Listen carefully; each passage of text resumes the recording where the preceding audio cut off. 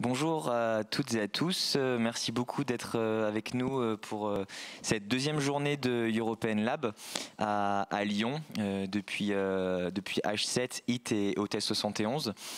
On est très heureux d'entamer cet après-midi de discussion, d'échange, de réflexion avec le philosophe croate Srečko Horvat qui malheureusement ne peut pas être présent à Lyon avec nous, mais qui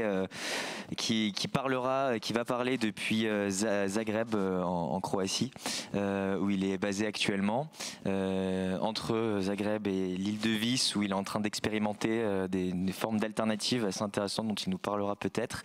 Et c'est Chloé Ridel qui nous fait le plaisir d'être avec nous également et qui va mener cet échange avec Srečko Horvat. Chloé qui est co-directrice de l'Institut Rousseau. Voilà, donc merci beaucoup Chloé d'être avec nous pour merci à vous. Pour cet échange. Donc voilà, c'était juste un petit mot d'introduction. Je vous laisse Chloé mener cet entretien avec Srečko Horvat. Pour les personnes qui nous écoutent en ligne, merci d'être avec nous. N'hésitez pas à poser vos questions sur le chat dédié à cet effet, sur YouTube ou sur Facebook. Voilà, merci et bon entretien.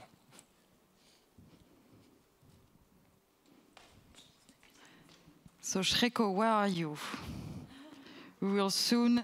Srečko, vous êtes où? Normalement, d'un moment à l'autre, vous allez apparaître à l'écran. Bonjour. Là, je pense que je suis à l'écran. Oui, on vous voit très clair. Bonjour tout le monde. Je suis ravi d'être là, même si ce n'est qu'à travers l'écran. Merci beaucoup pour votre patience et pour tous ceux qui nous regardent en présentiel. On est ravis de vous voir. Ça se passe comment à Zagreb? Est-ce qu'il fait beau? Oui, il fait assez chaud et un peu plus détendu, je pense, qu'en France. On est un pays méditerranéen et heureusement, par rapport à la pandémie, les choses sont un peu plus relaxes. On n'a pas eu de couvre-feu comme ce que vous avez eu en France. Nous n'avons pas eu de telles mesures de restriction sur la mobilité. Les gens peuvent aller dans les cafés, les restaurants et ainsi de suite. C'est un peu comme si la vie était revenue à la normale, même si on sait que rien n'est normal.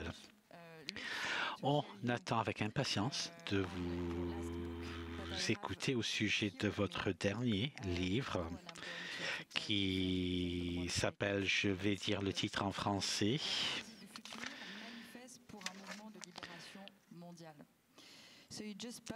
et donc, vous venez de publier ce livre en français et vous y parlez beaucoup d'une île où vous avez vécu, une petite île croate assez isolée par rapport au continent, l'île de Vis. Et vous prenez cet exemple tout au long de ce livre comme exemple de ce qui peut être une alternative possible et vous donnez la description aussi de la subversion, de la conversion progressive de l'île au capitalisme. Si vous pouvez nous en dire un peu plus sur l'île et comment les choses s'y passent en ce moment. C'est une très belle question. Pour commencer, malheureusement, pour l'instant, je ne suis pas sur l'île.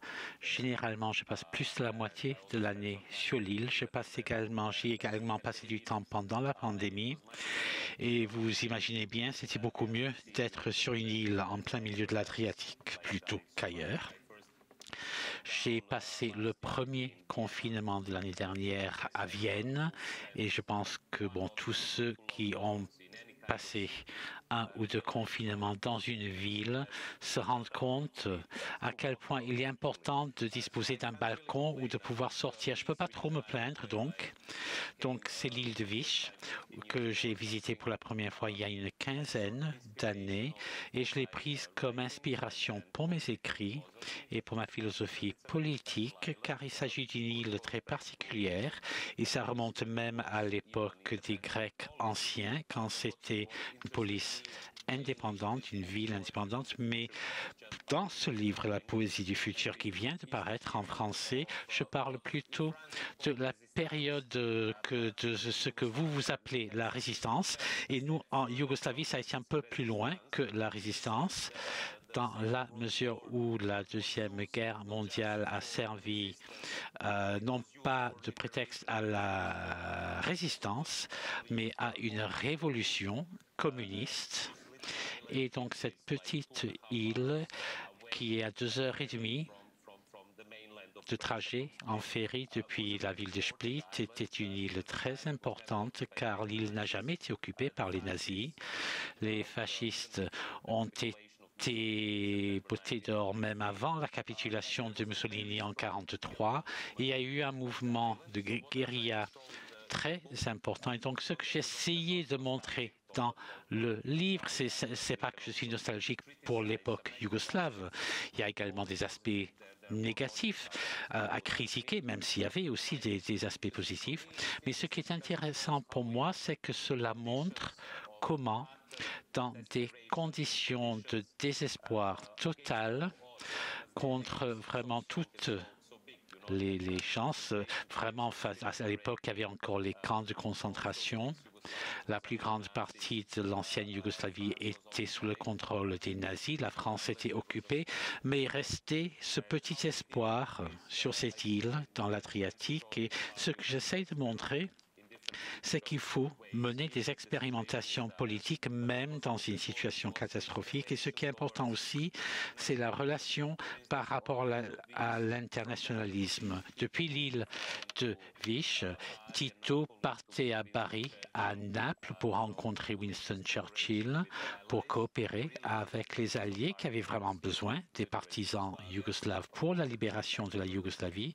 En même temps, ils étaient en train de lutter contre d'autres partisans, mais cela montre que si on souhaite non seulement résister contre un régime totalitaire et même se libérer son pays, il faut mener une révolution. Il n'y a pas d'autre alternative. Et donc, sur cette île, c'était un lieu où il y avait des résistants qui essayaient de trouver de nouvelles façons de naviguer la Deuxième Guerre mondiale, de résister aux nazis qui étaient installés dans l'ancienne Yougoslavie et ensuite à travers la libération et ensuite dans les années 90 lors de l'explosion de la Yougoslavie.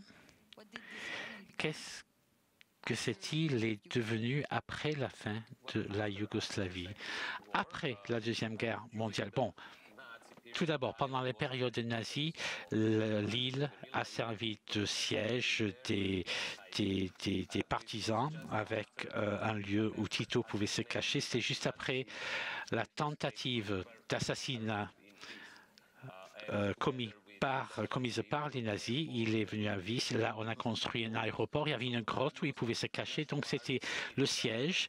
Et l'armée nationale est restée sur l'île jusque dans les années 90. Et c'est pour ça que l'île n'a jamais suivi le modèle touristique qui a impacté les autres îles de l'Adriatique ou la Grèce. Lorsque la Yougoslavie s'est effondrée, l'armée yougoslave est partie de l'île et l'île s'est ouverte progressivement vers le capitalisme et vers le modèle du tourisme dont on voit les impacts aujourd'hui. Vis reste bien préservée.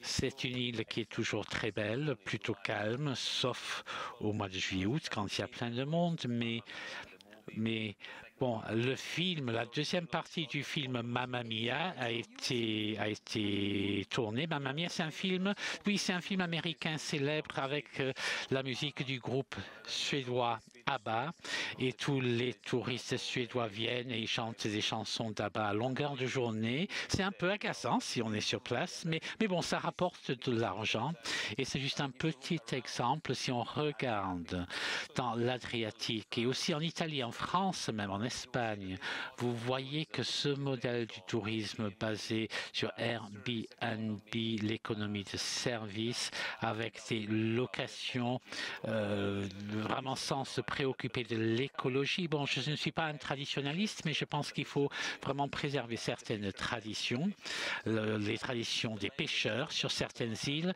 les îles de certaines, pardon, les langues de certaines îles qui remontent à des milliers d'années dans l'histoire de la Méditerranée qui est en train d'être effacée. À côté, donc, il y a Dubrovnik, qui est une ville beaucoup plus célèbre, mais qui est célèbre aujourd'hui parce qu'on y a tourné Game of Thrones et les touristes y vont pouvoir. C'est où tel lieu de King's Landing où telle ou telle scène a été tournée. Mais la République de Dubrovnik, en fait, c'est très intéressante. C'était le premier lieu de quarantaine maritime pour faire face aux pandémies. Les gens oublient tout ça pour venir voir le lieu de tournage de Game of Thrones. Je pense que les choses vont changer suite à la pandémie. Je pense que ça va être la folie cet été. On va vivre, je pense, dans une espèce d'année Weimar, d'année folle de libération sexuelle, de narcocapitalisme, de hyperinflation. Je pense que là, tout nous attend. Les gens vont vraiment être complètement cinglés cet été, mais je pense que le modèle du tourisme va évoluer en raison de ceci. On a vu sur l'île, j'y étais il y a 2 mois. Bon, je ne sais pas pour l'instant, mais quand on voit à Vis et aussi dans d'autres régions de Croatie. Comme il n'y a pas eu de tourisme pendant 1 an, la dernière saison, on est passé totalement à côté. Il y a des personnes qui sont revenues à l'agriculture, à des modèles plus durables, qui ne consistent pas tout simplement à attendre toute l'année que les touristes français et suédois arrivent pour louer l'appartement et attendre la saison suivante. Mais les gens se rendent compte petit à petit que ce ne sont pas que des pandémies. Il peut y avoir un attentat terroriste et toute la saison va passer à la trappe. Il peut y avoir un volcan, il peut y avoir un tremblement de terre. Il y a tellement de crises existentielles qui se produisent tout le temps et qui peuvent mettre fin au tourisme mondial, comme on l'a vu avec la pandémie. Et donc, ce type de tourisme mondialisé, Ryanair, EasyJet, vous arrivez, ça vous coûte 30 € le vol et avec un gros impact sur le climat, ça ne peut pas continuer. Les gens en ont marre. On ne veut pas aller dans un endroit où on voit que des touristes qui font la même chose que nous. Et on cherche toujours une île un peu mieux conservée. Donc ne venez pas à Vis, vraiment, je vous en prie, ne venez pas. Et donc c'est très intéressant cet exemple que vous donnez de l'île de Vis qui a été envahie par le tourisme de masse. Vous dites qu'il n'y a plus d'île. Il n'y a plus de lieu où on puisse s'échapper à de la routine, du capitalisme et du tourisme de masse. Mais qu'est-ce que vous voulez dire lorsque vous indiquez qu'il n'y a plus d'île? C'est quoi que vous voulez dire? C'est quoi votre métaphore ici? Bon, c'est une citation. En fait, c'est une citation d'Adolf Hitler qui, dans un discours, a parlé dans la vision apocalyptique du monde d'Hitler. Son idée qu'il n'y ait plus d'île, c'était que plus personne ne pourrait échapper à la Deuxième Guerre mondiale, qu'il n'y aurait pas d'île ou de résistance, que tout le monde devrait se soumettre à son régime totalitaire. Et donc j'ai pris cette phrase d'Hitler et je l'ai appliquée à notre moment contemporain dans la mesure où je me sens bien quand je suis sur l'île. Je suis, je pense, la personne la plus heureuse sur cette île. Je travaille dans la nature, je profite de l'île, je mène des explorations, mais je sais bien que ce n'est pas une utopie. Je ne sais qu'on ne peut pas s'échapper, bien évidemment. C'est bien une île, mais on trouve des îles aussi dans la montagne, des lieux isolés. Je pense que la notion d'île, ce n'est pas nécessairement un endroit dans la mer, ça peut être un oasis dans le désert. Une île, ce n'est pas nécessairement cette notion d'une terre entourée de mer. Donc, c'est quoi pour vous une île? Je pense que c'est une question d'insularité. C'est un lieu qui, d'une façon ou d'une autre, est différent, peut-être une hétérotopie, si on peut prendre ce terme de Michel Foucault, un lieu qui existe, qui coexiste, mais avec certaines choses qui sont différentes. Dans les îles de l'Adriatique, par exemple, la temporalité est différente. En Grèce aussi. Le temps passe plus lentement, si je peux le dire ainsi. On ne vit pas dans le même univers. On est mieux connecté, mieux en phase avec les saisons. On comprend mieux le vent, sirocco ou quel qu'il soit. Il faut mieux comprendre la mer. C'est une compréhension différente du microcosmos. Et je pense qu'on perd ce lien quand on vit dans une ville, mais en même temps, ça peut être une vie très difficile car, par exemple, s'il n'y a pas de ferry, s'il n'y a pas de bateau, on est isolé, on est exclu par rapport au continent, ce qui nous donne une perspective encore différente. Et donc, pour revenir à votre question, je pense qu'il n'y a plus d'îles dans le sens, dans la mesure où on l'a vu dans les îles croates, il y a déjà des impacts. Il y a des impacts du changement climatique, il y a de moins en moins de pluie en été. Jusqu'à récemment, en décembre, il y avait même Récemment, il y a eu même de la neige qui est très mauvaise pour les citrons qu'on fait pousser sur les îles. Et donc, ces dérèglements climatiques, ce sont des changements importants au niveau de la mer Adriatique et aussi les microplastiques qui posent problème aujourd'hui dans la mer. Et donc, c'est pour ça qu'il n'y a pas d'île. Bon, bien évidemment, c'est mieux d'être sur l'île que d'être à Lyon ou à Paris, je dirais. Mais même avec ces changements cataclysmiques qu'on voit aussi aux États-Unis avec les incendies destructrices, avec les tremblements de terre, même si ces événements ne se déroulent pas encore ici ou à Lyon, on ne peut pas dire que ça ne va pas se produire à l'avenir. C'est en fait que ce sont des impacts qu'on va voir à l'avenir. Ce que vous dites, c'est qu'il n'y a pas de lieu en fait au monde qui puisse échapper à la réalité du changement climatique et aussi à la réalité du capitalisme et de ses aspects néfastes. Et le portrait du monde que vous faites dans votre livre est plutôt pessimiste. Et vous savez, votre idée, c'est qu'il n'y a plus de futur, qu'il n'y a qu'un présent dévasté, qu'il n'y a plus de vie privée, d'intimité, en raison du développement des technologies à tous les niveaux, avec le capitalisme qui détruit la nature. Et il est très difficile pour nous d'inventer un futur. Et donc, comment échapper à cette réalité et à cette idée de nos futurs qui, je pense, est très néfaste pour nous. Franchement, j'en ai un peu assez d'être si pessimiste. Après ce livre maintenant qui paraît en France, j'ai publié un livre qui s'appelle Après l'Apocalypse, qui vient tout juste d'être publié en anglais. Aussi un peu déprimant aussi, à la différence de la poésie du futur où il y a plus d'espoir, mais l'idée en fait c'est que l'apocalypse c'est déjà produit dans le sens grec d'origine, un moment de révélation, de révéler quelque chose. On n'est pas encore à la fin du monde, mais il y a eu une révélation par rapport à la fin du monde et vous avez tout à fait raison. Comment trouver de l'espoir? Et je ne veux pas parler d'optimisme dans ce livre que vous avez à la main. Je parle d'espoir sans optimisme que j'ai emprunté car je pense que l'optimisme est très naïf. Ça peut même faire partie du problème, comme le pessimisme peut faire partie du problème. Je cherche une position intermédiaire, l'espoir sans optimisme. On a de l'espoir, mais sans naïveté par rapport à la possibilité d'une évolution positive. Je pense que les choses vont s'empirer.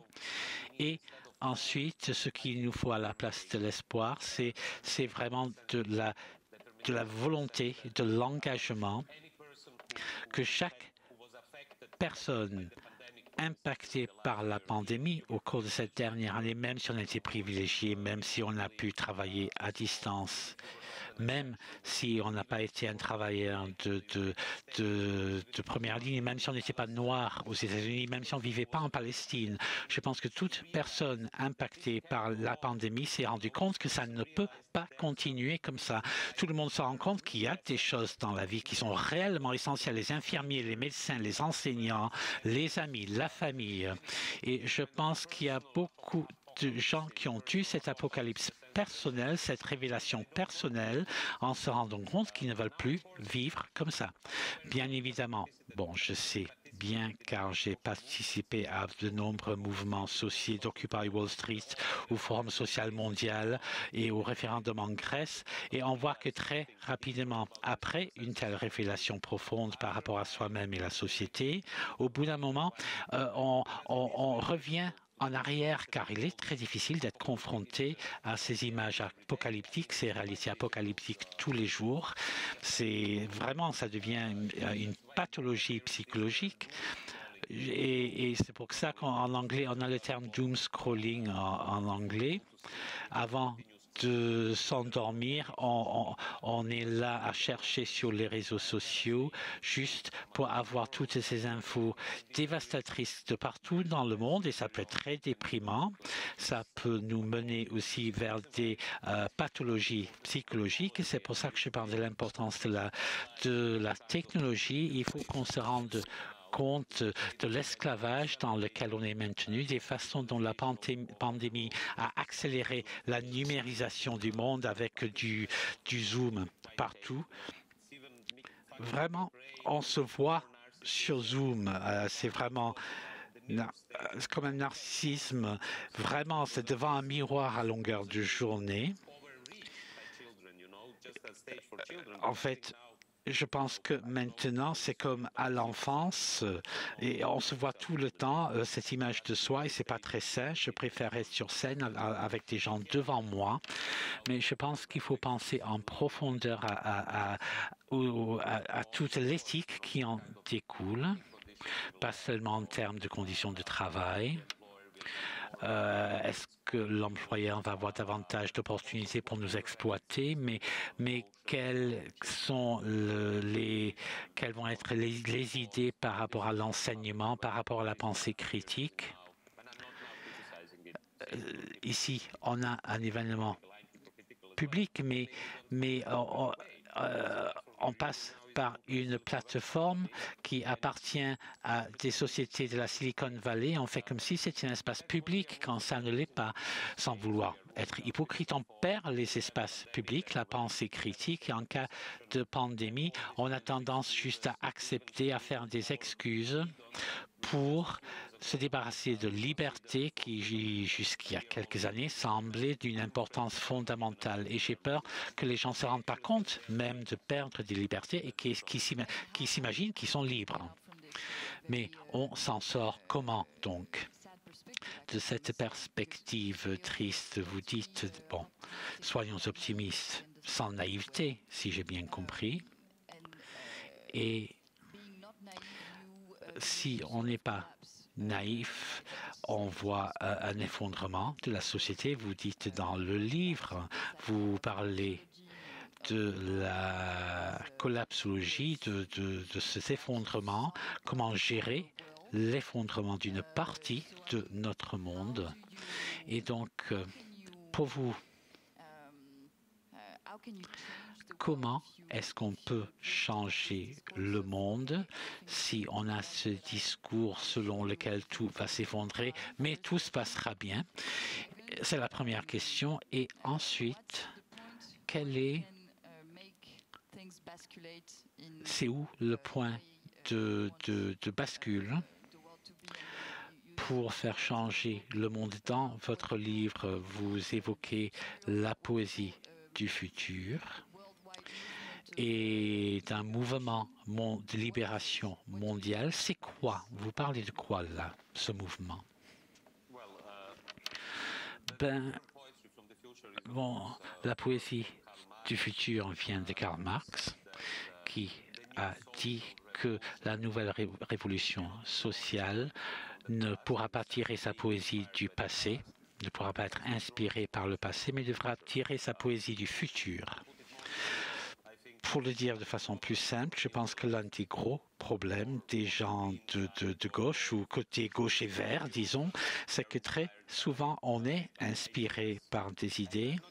Et je ne dis pas qu'il ne faut pas être inspiré par le passé. Je serai le premier à trouver du potentiel non réalisé dans le passé, que ce soit dans la résistance ou dans la lutte antifasciste. Mais l'idée est de voir comment réinventer notre futur, comment tirer notre poésie du futur.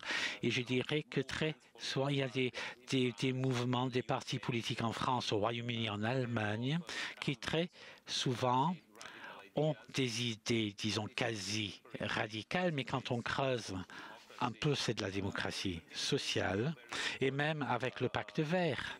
Très souvent, c'est tout simplement continuer comme avant, mais avec un peu de couleur verte, sans vraiment remettre en question de façon fondamentale le système actuel qui exploite l'écologie pour faire davantage de bénéfices, comme Elon Musk avec des voitures électriques, ou l'Allemagne maintenant qui exporte toutes les voitures diesel vers les Balkans pour nous bousiller l'air chez nous. Et tout le monde s'imagine que tout va être vert, on va manger des aliments écologiques en France ou ailleurs, mais il y aura des parties du monde où le pacte vert n'est pas encore arrivé. Donc quand je parle de la libération mondiale, de ce mouvement de libération mondiale, je parle du besoin, la nécessité d'une connexion entre les différentes luttes. Je ne suis pas le premier à le dire. On a eu la première, la deuxième internationale et je ne sais même pas combien. L'une de mes plus grandes inspirations, c'est le mouvement des pays non alignés, fondé par Tito. Après la conférence de Bandung, et c'était un mouvement très important qui a montré que les États, pendant la guerre froide, pouvaient ne pas faire partie du bloc des États-Unis ou du bloc soviétique et pouvaient coopérer ensemble, lutter pour la paix, tout en ayant des échanges économiques. Par exemple, les architectes yougoslaves faisaient des constructions en Afrique et vice-versa, et on n'a rien de comparable aujourd'hui. Bien évidemment, après Seattle, au début des années 2000, on a eu le Forum social mondial qui était, je pense, qui a été la dernière grosse tentative, je pense, qui existe toujours, mais qui est en train de se désintégrer. Je dirais, c'était la dernière grosse tentative de réunir différentes forces du monde, les syndicats, les féministes, les mouvements indigènes, les partis politiques et même les gouvernements, les réunir autour des mêmes objectifs. Et bien évidemment, ça n'a pas réussi, mais cela a eu une influence sur d'autres mouvements. Et si on regarde les résultats des élections au Pérou, par exemple, récemment, si on regarde ce qui se passe en Argentine, si on regarde le mouvement de solidarité important avec la Palestine, on voit qu'il y a de l'espoir. Et avec le mouvement Black Lives Matter qui a été énorme, bien évidemment, il y a toujours du racisme et des violences structurelles aux États-Unis, mais ces mouvements ont changé les choses.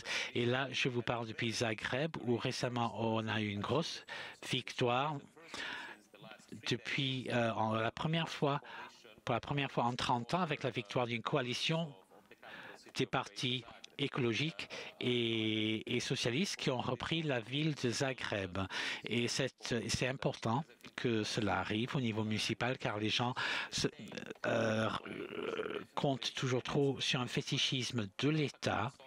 Et je ne suis pas collapsologue, mais c'est un peu mon idée. Je ne dis pas que tout va mal et qu'il faut se buter, car finalement, ça n'a plus de sens de vivre. Je dis que l'apocalypse s'est déjà produite, la fin du monde est déjà préprogrammée, avec l'extinction qui s'approche. Si on regarde les processus irréversibles qui sont déjà en cours, comme la fonte des glaces de l'Arctique ou ces icebergs énormes, les plus énormes qu'on ait jamais vus au monde, 70 fois plus grands que Paris, qui flotte maintenant depuis 2 ans. Et ça, c'est irréversible. Mais ce que je dis, c'est que peut-être que l'État-nation ne constitue pas la réponse, même s'il y a un retour de l'État-nation avec Viktor Orban, avec la Pologne, le populisme, le nationalisme en France et ailleurs. Mais je pense qu'il faut non seulement penser à une approche municipale, il faut chercher dans le régionalisme ou dans des zones autonomes que j'ai pu critiquer dans mon dernier livre publié en France, mais on a besoin d'un mélange de quelque chose de très concret, que ce soit à travers le jardinage, à travers la permaculture ou à travers un changement des conditions de travail ou des relations avec les autres, ou construire des petits collectifs qui puissent travailler avec d'autres collectivités en dehors de la maîtrise de l'État, même si ça semble un peu anarchiste. Je n'ai pas peur d'avouer que j'ai un passé d'anarchiste et un futur d'anarchiste, j'espère aussi, mais combiné avec un internationalisme, radicalisme, c'est peut-être une voie vers le futur, construire une hétérotopie là où on peut, en intégrant une certaine autonomie avec des panneaux solaires, l'énergie solaire, la permaculture, mais aussi coopérer avec les gens et en même temps faire partie d'un mouvement internationaliste qui existe déjà aujourd'hui, et c'est pas seulement ce qui se passe au Pérou ou en Colombie. Aujourd'hui, il y a des millions de personnes qui manifestent en Colombie. Il y a également l'international progressiste qui gagne des forces avec l'idée vraiment de fournir une infrastructure, une plateforme. En me basant sur l'expérience de Zagreb, on voit que pour arriver au pouvoir dans une ville comme Zagreb, on a vraiment besoin de 15 ans d'échanges, d'organisation, de patience, beaucoup de travail d'organisation. Une révolution ne se produit pas du jour au lendemain, il faut l'organiser et c'est la même chose pour l'apocalypse. Il faut qu'on soit organisé et ensuite on pourra être content, même si aucune des prédictions ne se révèle véridique, on aura pu avancer dans nos vies. Est-ce que ça vous semble un peu trop romantique? What you say sounds for sure a bit anarchist, like as you said, this idea of building some islands of alternative everywhere in the world, even if it is framed in an international movement. But how can you expect to really have an impact by for sure giving example, but very localized one? Whereas we can see that what changes the world, our life the most, actually, if you want to be a bit cynical, is more like the GAFAM who provided us with smartphones and social media. Comme les GAFA, etc., ça change nos vies plus que tout autre mouvement politique. On doit être propriétaire des infrastructures si on veut changer nos vies. Et l'infrastructure fait partie de l'État. Les États-nations ne concernent pas seulement le populisme, mais il s'agit également de la sécurité sociale, par exemple, d'une identité qui nous permet de former une démocratie. Il me semble qu'il y a un débat ici, pas seulement sur comment réfléchir à une narrative alternative, et votre diagnostic, il me semble, est très valide, mais comment est-ce qu'on peut mettre en œuvre ces narratives pour que ça devienne vrai? Et si je ne me trompe pas, vous êtes membre de DiEM25. C'est un mouvement européen créé par Yannis Varoufakis, l'ancien ministre de l'économie de la Grèce. Pouvez-vous nous dire ce que vous avez l'intention de faire avec ce mouvement DiEM25, où vous en êtes actuellement, et quel programme est-ce que vous suggérez pour l'Europe? Bien sûr, mais je voudrais revenir d'abord à l'État-nation. Et si j'ai bien compris, comment, et je suis d'accord, d'une manière, cela fournit une identité ou même une sécurité à un certain niveau.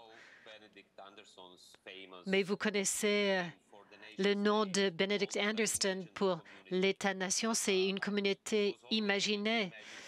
Ça a toujours été une communauté imaginée avec le pouvoir de la police, de l'armée et les banques centrales.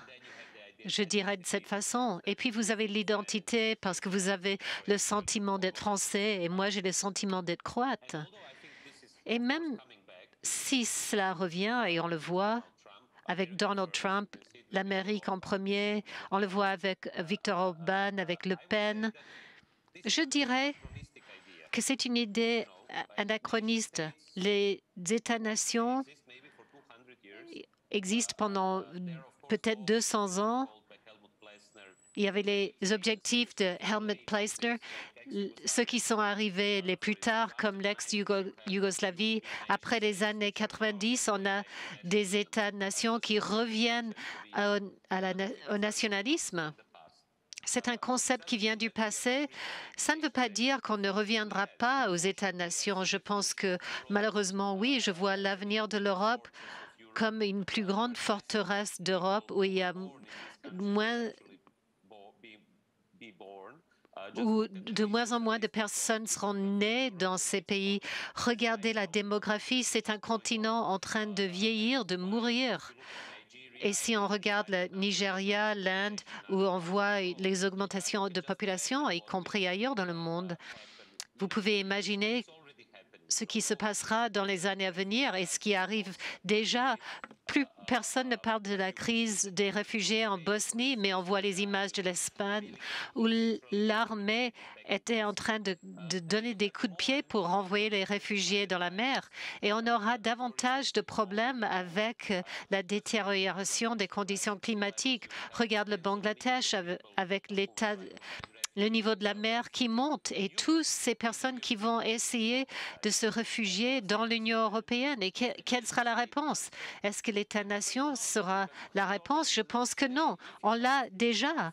Si on a 500 000 euros, vous pouvez être citoyen en Grèce ou en Espagne, vous pouvez l'acheter.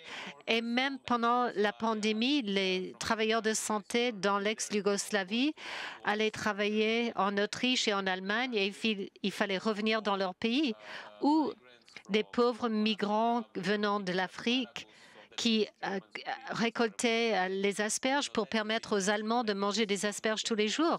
C'est la situation, elle va s'empirer et ceux qui sont privilégiés vont garder leur identité nationale car l'identité nationale leur donnera de la sécurité. Donc je comprends tout à fait leur attitude, mais j'aimerais voir à la place de cela Kojin Karata, un philosophe japonais, a parlé de ça il y a quelques années. Je suggère son livre à tout le monde, Isolomia, et ça concerne les philosophes pré-socratiques. Et je vais arriver à DiEM25 par ce chemin. Il y a ce fétichisme de la démocratie athénienne qui est bien présente dans la pensée libérale. La démocratie athénienne dit que la démocratie est née à Athènes et on devrait tous revenir à ce modèle. Mais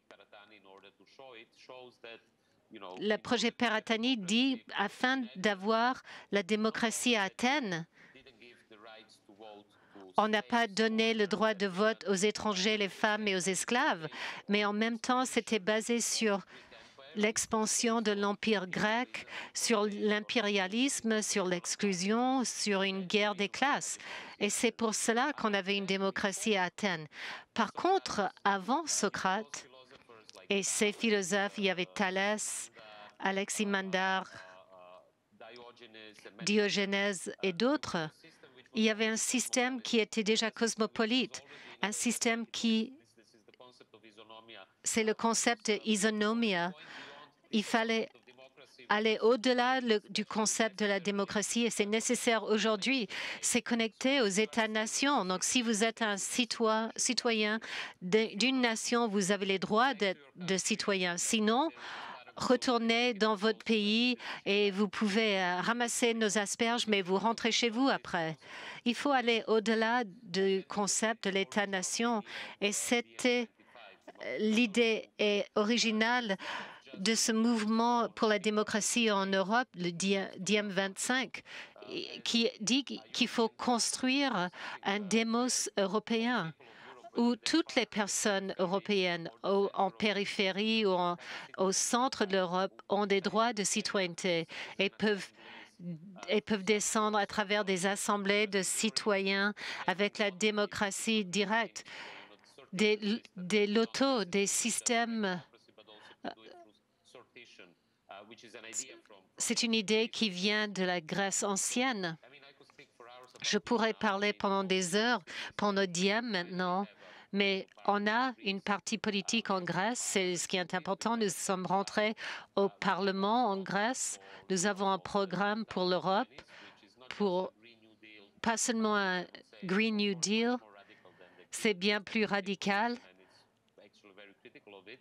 Et la Commission européenne est assez critique, mais c'est une vision du post-capitalisme qui prend en compte des solutions concrètes, ce que l'on peut faire demain matin en Europe en utilisant les institutions actuelles pour transformer radicalement l'Europe. Mais je vais m'arrêter là. Ça m'intéresse, ce mouvement que vous essayez de construire à travers l'Europe. Est-ce que vous allez essayer de créer des partis politiques dans chaque pays européen? Ça dépend. On a déjà un parti en Allemagne. Cet idiot ici sur l'écran et l'autre idiot, on s'appelle idiot 1 et 2. Le premier idiot est moi et le deuxième c'est Yanis. On s'est présenté aux élections européennes en Allemagne et j'aime bien comme cette idée, on a pu subvertir le système. J'ai parlé d'une théorie de comment créer un démos européen et comme moi, une personne venant de Croatie est très impactée par les politiques de Macron et de Merkel. Mais peut-être que vous ne serez pas content de savoir qu'au Balkan, on soutient les présidents français et le chancelier allemand. Ils ont beaucoup de pouvoir sur nos pays. Ça a toujours été le cas. Et moi et Yanis, on s'est présentés en Allemagne. On a pu se présenter parce qu'il y avait la possibilité. On a trouvé... Si vous demandez d'être résident en Allemagne, on a demandé à Berlin, vous pouvez vous présenter aux élections européennes. Donc, on était un Croate, un Autrichien, un Grec qui se présentait en Allemagne. Et c'est l'idée derrière cette démocratie transnationale qu'on essaie de créer. Je ne pense pas que notre idée, c'est de créer des partis dans chaque pays, parce que dans certains pays, il y a des partis existants qui sont semblables ou qui partagent nos idées, nos principes. Notre plus grand effort et notre plus grand problème, notre plus grand défi, c'est comment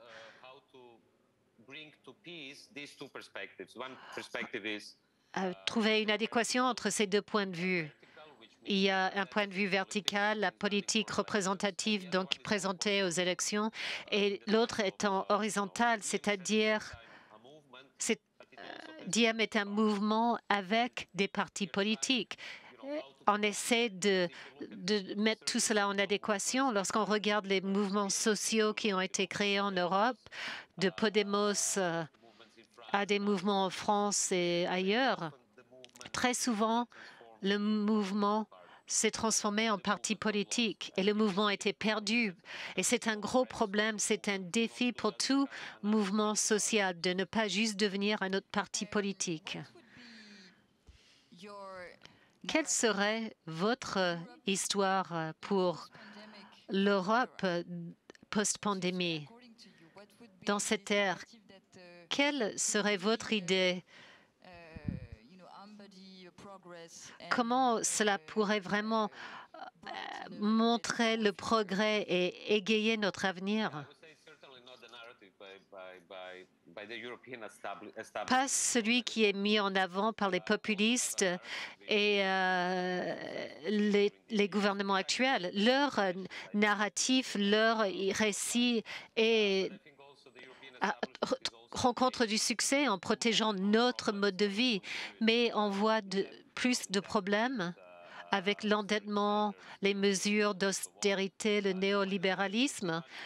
Mon narratif, mon récit ressemblerait plus à ce que je vois sur votre estrade avec les animaux autour. Ça me fait penser à une série de Netflix qui s'appelle Les Tribus de l'Europe. C'était filmé en Croatie. Ils utilisaient les monuments antifascistes. Non, je n'ai pas regardé. Ça fait sens de regarder. Les 2-3 premiers épisodes sont super cool. C'est en Europe en 2070. C'est une série de science-fiction. L'Union européenne s'est effondrée, tout s'est effondré et il y a des tribus à travers l'Europe. Il y a une tribu à Berlin et d'autres tribus ici en Croatie. Ça ne s'appelle plus la Croatie. Mais ça ressemble au récit de la gauche européenne, la nature, les animaux qui reviennent pendant que les êtres humains se mènent une guerre civile. Mais cette série imagine un futur possible pour l'Europe avec des tribus potentiellement. À la place de ça, on a besoin d'un récit pan-européen qui dit qu'on peut se développer dans la communauté locale et il faut chérir cette communauté locale et travailler sur l'air, la culture et tout dans votre communauté. Mais cette idée de l'Europe est une idée très importante. L'idée de l'Europe est une idée qui va au-delà de l'État-nation. Et c'est dommage que tout le monde revienne à cet État-nation de la Grande-Bretagne avec le Brexit, avec Orban, qui a une hétérotypie en Hongrie.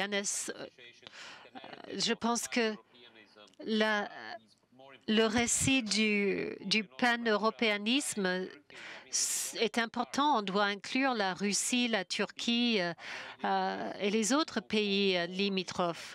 Il faut éviter la nouvelle guerre froide qui se développe contre la Chine et contre la Russie. C'est une situation extrêmement dangereuse qui n'est pas à l'avantage de l'Europe et qui ne bénéficie pas à l'Europe. Il faut aller au-delà de l'Europe et de ses frontières et ils font le récit de l'internationalisme. Et je reviens à l'idée de l'anniversaire de European Lab. C'est quelque chose de planétaire lorsque je vous vois devant moi avec ces fleurs autour de vous et l'ours derrière vous. Ça me fait penser à un événement planétaire. Planétaire parce qu'il ne s'agit pas juste des êtres humains qui se protègent entre eux. On doit protéger les autres espèces et la biosphère. Il n'y a personne plus triste que moi quand je vois les satellites qu'on envoie dans le ciel. Et je l'ai vu l'autre jour, 70 Starlink et Jeff Bezos qui va dans l'espace le mois prochain. C'est complètement dingue. Et ces personnes ne représentent pas la planète. Ce sont les personnes les plus riches. Et c'est pour ça qu'ils peuvent voyager dans l'espace. Mais ce ne sont pas les personnes que j'enverrai dans l'espace pour parler à un être extraterrestre. On a besoin d'un linguiste, un philosophe, quelqu'un qui se concerne des animaux, des enfants, qui peut parler sur différents niveaux. Vous avez vu le film premier contact. Premier contact.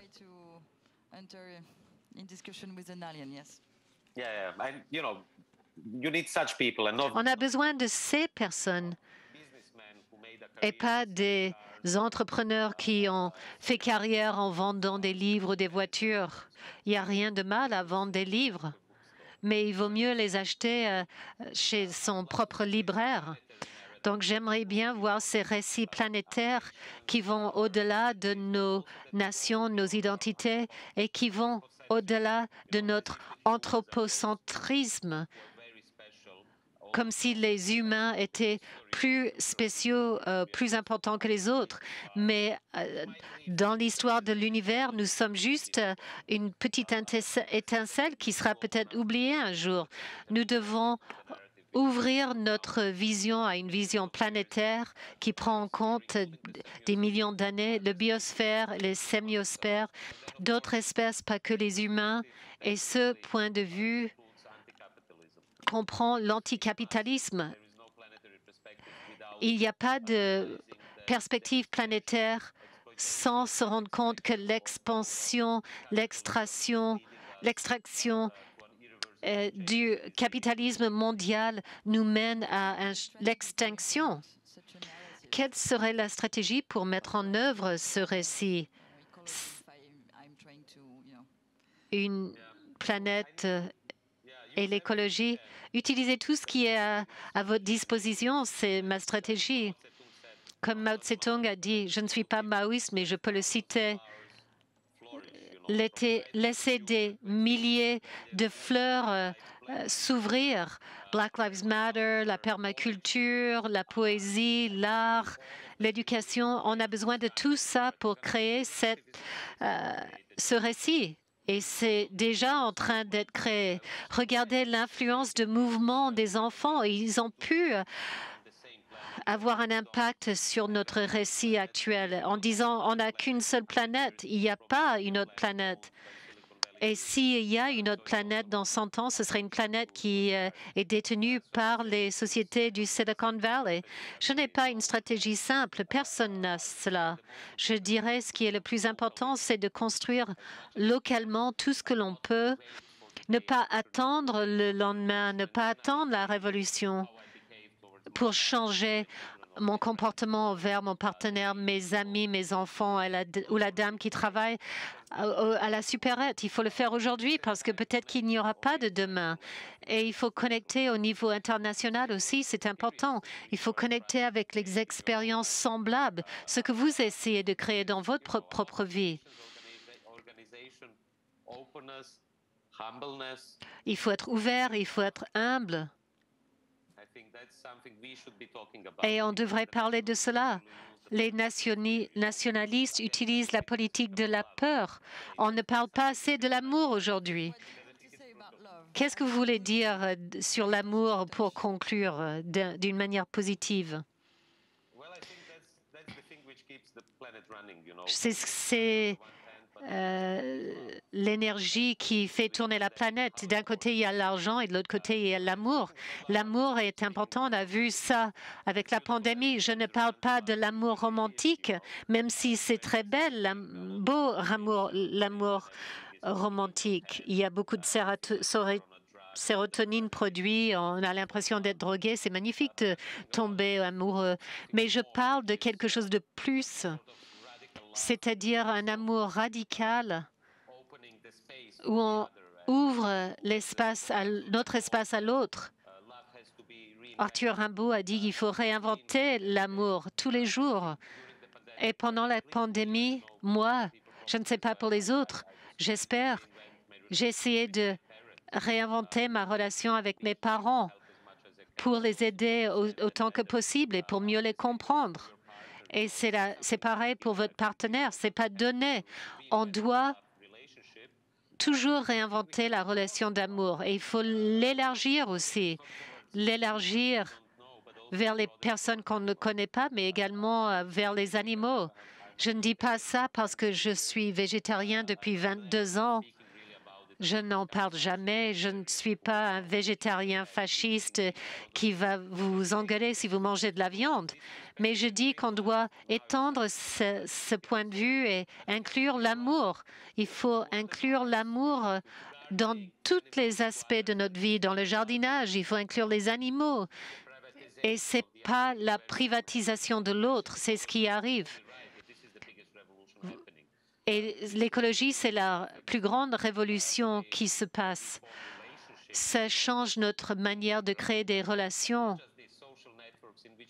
Il y a Tinder, Grindr, il y a le narcissisme qui devient le nouveau normal. Les gens ne peuvent plus tomber amoureux, mais tombent amoureux avec la glace. Et ils se voient dans les yeux de l'autre. Je parle d'un autre amour. Alexandre Kollontai dans la Révolution d'octobre et le mouvement des années 68, c'était basé sur cela. C'était capté par le capitalisme. Ils ont dit, vous voulez cet amour, voilà. Et après 68, 50 ans après, on a vu le développement de Tinder. Si vous n'aimez pas, peu importe, vous trouverez une autre personne. Ça a été commodifié. Il faut arrêter la commodification de l'amour. L'amour, c'est plus que juste tomber amoureux. C'est plus que l'amour romantique et ça va au-delà de l'amour pour juste une seule personne. Ça doit être l'amour pour notre planète aussi. Merci beaucoup, Shreko. Et j'espère qu'un jour, on vous verra en France. Oui, la France me manque, le fromage, le vin, la musique française, la langue française. Je ne suis pas revenue depuis 2 ans et dès que je peux, je viendrai. Oui, et profitez bien de l'île de Vis. Je pense que vous y allez bientôt. Et puis, vous ne me verrez plus. Je vais quitter l'Internet à un moment. Il faut pouvoir... on ne peut pas échapper à la technologie, mais il faut prendre des moments pour se reposer et se déconnecter. Cette année a été vraiment terriblement difficile pour certains plus que d'autres. Et la zoomification de la vie est dangereuse. Je ne suis pas une technophobie, je ne suis pas contre la technologie. Je vous souhaite à tous d'avoir un cadre réel avec tous ces animaux autour de vous. Il y a des animaux dangereux, donc pas tous ces animaux.